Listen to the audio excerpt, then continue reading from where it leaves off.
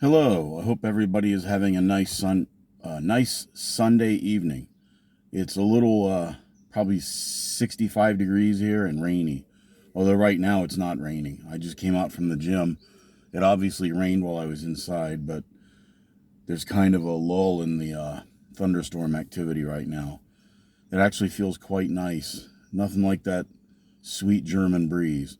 Well, anyway, I spent a lot of the my time and I was in the gym I listen to YouTube music a lot. Sometimes I listen to videos where it doesn't require me to watch it. I just play it and listen through my earpiece.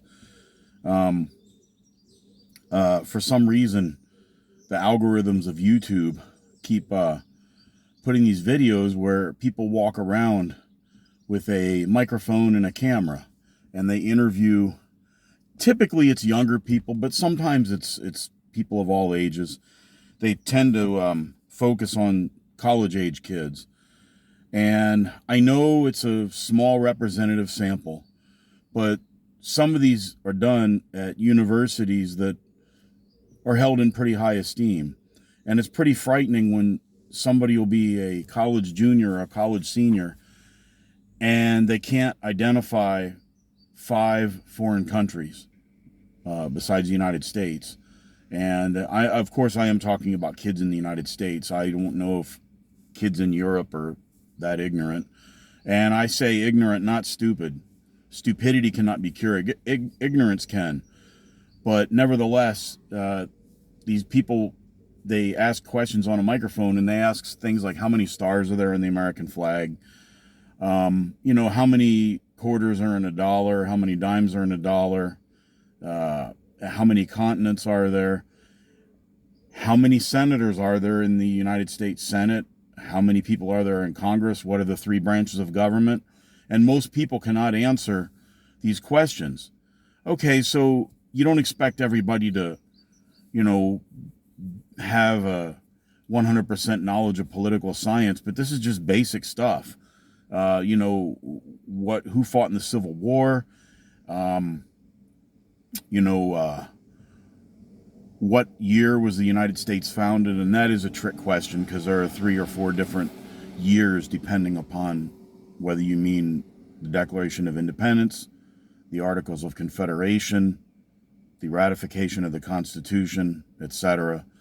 Um, who were the Axis powers in World War II? 2 of the major powers. People can't even identify that. They don't know who fought in the Revolutionary War. I mean, this is pretty frightening stuff. But these people, I'm sure they vote, but they asked one girl, they said, she couldn't answer anything. She didn't know who her senator was. She didn't know the governor of her state. She didn't even know how many states there were. I think she said 52 or something. Yeah, I know there's Puerto Rico and Guam and the U.S. Virgin Islands, but whatever. There are 50 states. Let's not quibble over that. But she knew who all the Kardashians were. And another one asked somebody who the people were. It had something to do with music awards. Now, I would have pleaded ignorant on that. I don't know who, a lot of popular music stars are today because I don't listen to that stuff.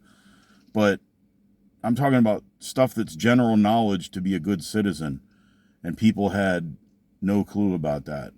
So, I don't know. I'm not really angry at anybody. It doesn't affect my life in any way directly. But it is kind of scary that you have people who are going to be voting for politicians who are going to chart the course of our country. And I'm not picking on one party or the other because they both have plenty of clowns. I mean, I'm sure you saw the dust up between Marjorie Taylor Greene and that woman, Crosslet or something like that, the representative. And then, of course, AOC had to jump into it. And Lauren Boebert was standing there with that look on her face like she really wanted to jump into it.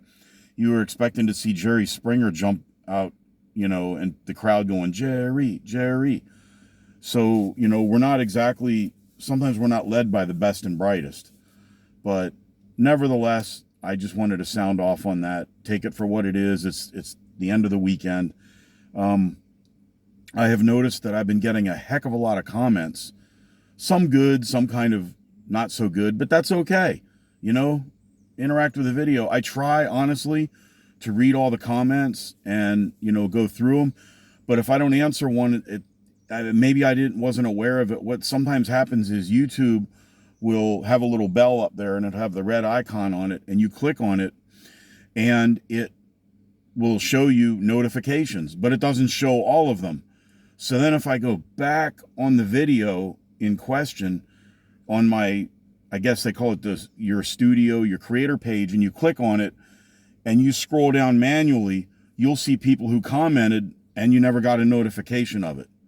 So, if I don't respond to anybody, it's not because I don't care or anything like that. I mean, I don't care a lot, but everybody's entitled to their view, and some people might think I'm nuts. Some people might think I'm onto something, and that's okay. I'm just one man. I'm retired. I'm living in Europe with my wife and trying to enjoy things over here and trying to make a comment on things that are going on in my own country and in the rest of the world. And I really wish more of my fellow Americans would have the opportunity and have the ability to travel abroad.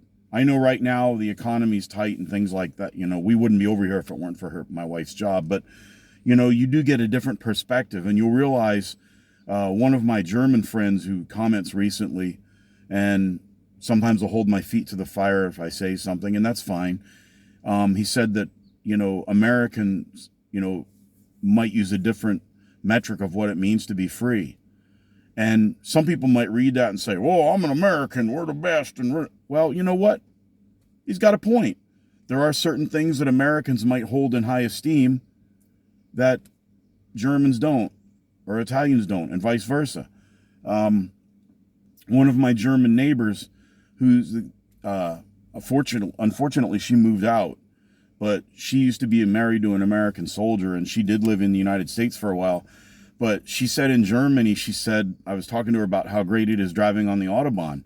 And her words to me were that the Autobahn is to Germany what the Second Amendment is to Americans. And I thought, that's pretty profound. There are certain countries that do have more freedoms in some respect. In Germany, for instance, the police pretty much leave you alone. They don't go around doing traffic stops, if for every little thing like they do in the United States. You can walk around with an open container of alcohol in Wiesbaden. Nobody gives a damn. The cops don't care. They'll ride right by you. Now, if you're acting like a jerk or you're littering or something like that, yeah, then they're probably going to jack you up. But overall, you do have more freedoms in certain areas, but they're not as strong as freedom of speech. They actually have outlawed, or they're trying to outlaw certain political parties here, like the AfD. One of them used a slogan and they tried to ban it. In the United States, obviously you saw from the demonstrations, we place a very high value on freedom of speech. Unfortunately, you also have people who take the freedom of speech to go a little bit too far. Like, they have the right to trespass on other people's property. They have the right to impede their fellow citizens from moving. They have the right to block traffic, take over college campuses. No, that's not protected by the First Amendment. It's peaceful speech and assembly.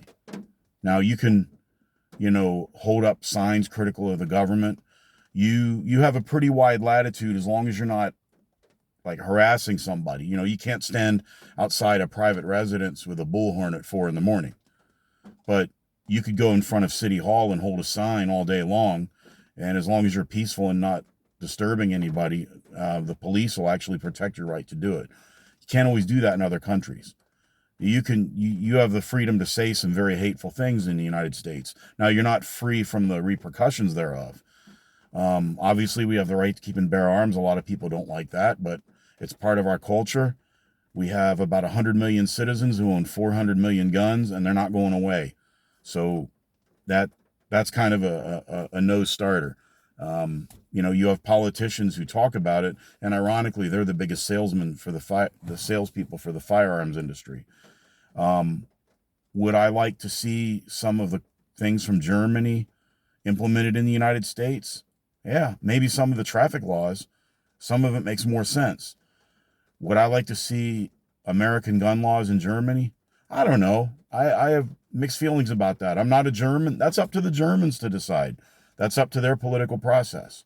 Um, they're a functioning social democracy, and they can shape their laws as they wish.